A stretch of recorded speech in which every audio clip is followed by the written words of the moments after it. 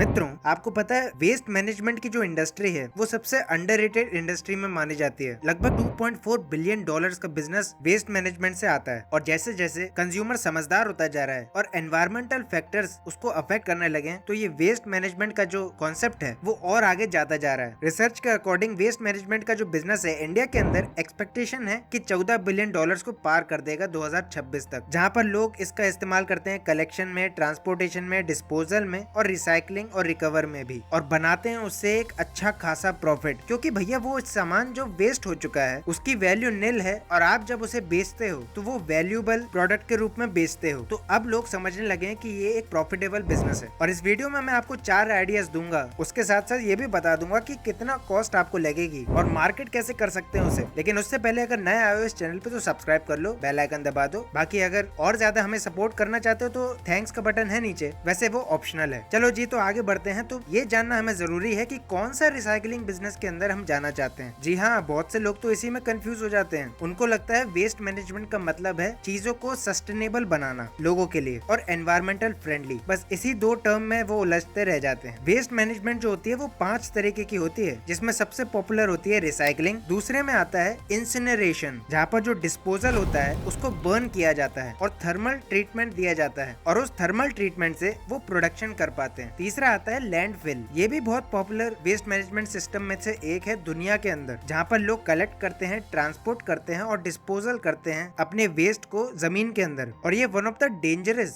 Waste management system में से एक आता है और इस पे कम ही स्टार्टअप बनते हैं। चौथा आता है हमारा बायोलॉजिकल रिप्रोसेसिंग, यानी कि आपके केमिकल वेस्ट के जो मटेरियल हैं उन्हें रीयूज किया जाता है। और हमारा 5वां और आखिरी एनिमल फीड होता है, जिसकी बताने की जरूरत नहीं। तो हमारा पहला आइडिया किसके ऊपर है? वो है एक मार्केट प्लेस। जी हाँ, वेस्ट मैनेजमेंट की मार्केट प्लेस। देखो सिंपल सी बात है, कबाड़ी वाले का कॉन्सेप्ट हम सब जानते हैं कि क्या होता है। वो हमारे घर से सामान इकट्ठा करके वैल्यू लगा के उस सामान को बेचता है। तो क्यों ना एक ऐसा ई कॉमर्स बनाया जाए जहाँ पर वेस्ट को बेच सके और जिससे उसी प्लेटफॉर्म के ऊपर आप उस वेस्ट को खरीद के एक सस्टेनेबल फॉर्म में बेच सके उसी प्लेटफॉर्म के ऊपर, यानी एक रॉ और एक पूरा सस्टेनेबल प्रोडक्ट एक ही प्लेटफॉर्म के ऊपर। वैसे ये थोड़ा मुश्किल भी होगा और कॉम्प्लेक्स भी होगा। तो रॉ मटेरियल्स का जो वेस्ट है वो आप एक प्लेटफॉर्म के ऊपर बेच सकते हैं या खरीद सकते हैं, और जो उन रॉ मटेरियल से जो सामान बना है, जैसे बैग आजकल बनते हैं, टी शर्ट्स भी बनने लगे हैं, क्लोथिंग फैशन इंडस्ट्री में भी रिसाइकलिंग होने लगी है, वो बायोडिग्रेडेबल सामान जो है वो एक प्लेटफॉर्म पे बेच सकें। तो ऐसे में एक मार्केट प्लेस बन जाएगा जहाँ पर लोग सामान भी बेच पा रहे हैं अपना वेस्ट, और खरीद के वापस उस सामान को मॉडिफाई करके उसी प्लेटफॉर्म पे बेच रहे हैं। यहाँ पर आपको गुरिल्ला मार्केटिंग का इस्तेमाल करना पड़ेगा। वैसे वो कैसे होती है उसके 12 तरीके मैंने आई बटन पे दे दिए हैं। और अगर कॉस्ट की बात करूं तो ये आपको 2500 रुपए से 1 लाख तक पड़ सकती है, एक नॉर्मल स्केल पे आप अगर चलें तो। और ये आइडिया सक्सेसफुल क्यों होगा वो भी बता देता हूँ। इंडिया जो है वो हर साल 62 मिलियन टन जो वेस्ट है वो कलेक्ट करता है, और जिसमें से 31 मिलियन टन जो है वो लैंडफिल में ही जाता है। लेकिन आपका काम ये है कि मुझे ये बताना कि ये जो लैंडफिल में जाता है क्या उसे हम यूज कर सकते हैं कि नहीं कर सकते। कमेंट बॉक्स में जरूर बताना। अब दूसरे आइडिया की तरफ बढ़ते हैं जो कि बड़ा ही मजेदार है, और ये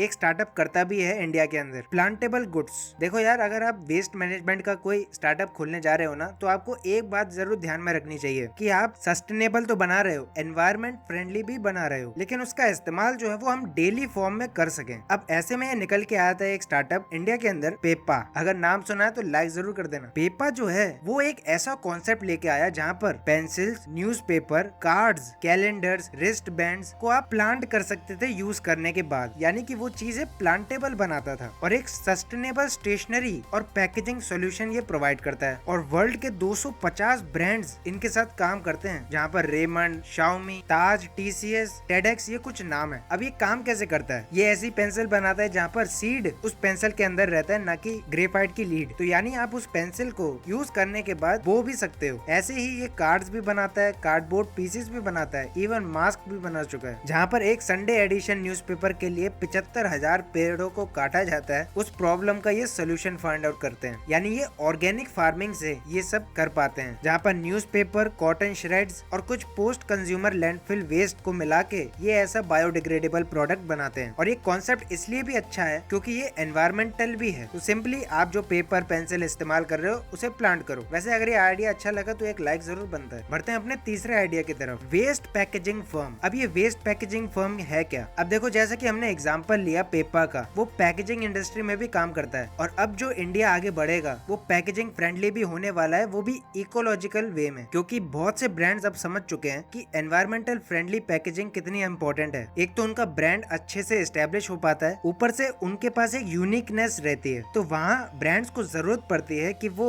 ऐसी पैकेजिंग इंडस्ट्रीज को ढूंढे जो वेस्ट से उनकी पैकेजिंग को डिजाइन कर सके। इस कॉन्सेप्ट को हम जीरो वेस्ट पैकेजिंग भी बोलते हैं। शार्क टैंक में ऐसा ही एक एपिसोड आया था, कमेंट करके जरूर बताना वो स्टार्टअप का नाम क्या था। वैसे अगर मैं आपको एग्जांपल्स दूं तो पल्प वर्क, अवानी, लॉलीवेयर, ये कुछ स्टार्टअप्स के नाम हैं दुनिया के अंदर जो वर्ल्ड पैकेजिंग को अफेक्ट नहीं करते और एक बायोडिग्रेडेबल फॉर्म में पैकेजिंग को संभालते हैं। अगर वेस्ट पैकेजिंग की कॉस्ट की बात करूं, जो कि आप इसे ऑफलाइन भी कर सकते हैं, तो ये अप्रोक्स 10,000 से लेकर 80,000 तक जा सकता है स्मॉल लेवल के अंदर। और अगर मार्केटिंग की बात करूं तो ऑटोमेटिकली ब्रांड्स जो पैकेजिंग आपसे बनवाएंगे, आपकी मार्केटिंग उसी वक्त हो जाएगी। अगर पैकेजिंग का भी एग्जांपल दूं तो वुड पैकेजिंग आजकल बहुत चल रही है, लेकिन हम जानते हैं कि अगर हम वुड की पैकेजिंग करेंगे तो ये बायोडिग्रेडेबल कहाँ हुआ, यहाँ पर तो लकड़ियों की कटाई हो रही है। लेकिन जैसा कि मैंने पहले एग्जांपल दिया, न्यूज़पेपर, कॉटन श्रेड्स और कुछ लैंडफिल वेस्ट की मदद से आप ये पैकेजिंग को बना सकते हैं। इवन आजकल फैशनेबल गुड्स पे भी ये काम करता है और हमारा अगला स्टार्टअप इसी के ऊपर है, यानी चौथे नंबर पे आता है फैशन कन्वर्टेबल। अब जो हमने शार्क टैंक में देखा ये उससे अलग है थोड़ा। शार्क टैंक में प्योर बायोडिग्रेडेबल प्रोडक्ट से यानी बेस्ट आउट ऑफ वेस्ट का कॉन्सेप्ट वहाँ पर लगा था, लेकिन यहाँ पर ये थोड़ा अलग है। अब देखो, ये मैं बोल सकता था कि आप इन चीजों से टी शर्ट्स भी बना सकते हो, जीन्स भी बना सकते हो, लेकिन उससे थोड़ा और हटके अगर सोचें तो हम ये जानते हैं कि जो आपके कपड़े हैं वो कभी न कभी छोटे पड़ जाते हैं या आपको पहनने का मन नहीं करता और आप किसी को ऐसे ही दे देते हैं। उसकी जगह पे आप एक काम कर सकते हैं, आप उस डेनिम जीन्स को गुड्स में कन्वर्ट कर सकते हैं, जैसे कि फोन कवर्स हो गए, बैग्स हो गए, इवन कैरी बैग्स भी। और जो मैंने पहला आइडिया दिया था, आप जाके उसको वहाँ बेच भी सकते हैं या अपना ही एक D2C स्टार्टअप खोल सकते हैं जहाँ पर आप वेस्ट क्लॉथिंग को as an best out of waste की तरह बेच सकते हैं। अगर मैं इसकी कॉस्ट की बात करूँ तो ये अराउंड 5,000 से लेकर 2 lakhs तक भी जाती है मार्केटिंग को जोड़ के, क्योंकि मार्केट करना इसको सबसे ज्यादा कॉम्प्लेक्स काम होगा। लेकिन एक बार अगर लोगों को पता चल गया कि ऐसा होता है तो वो जरूर आएंगे। वैसे इसी स्ट्रेटेजी का इस्तेमाल एक स्टार्टअप ने किया था जिसका नाम O से शुरू होता है, कमेंट करके जरूर बताना। लेकिन लेफ्ट वाली वीडियो में आपको फ्यूचरिस्टिक आइडिया देखने को मिल जाएंगे, बाकी राइट वाली वीडियो में वो 3 आइडियाज जिसकी इंडिया में बहुत जरूरत है। बाकी मैं मिलता हूँ आपको अगली वीडियो में, तब तक के लिए बी बिजी।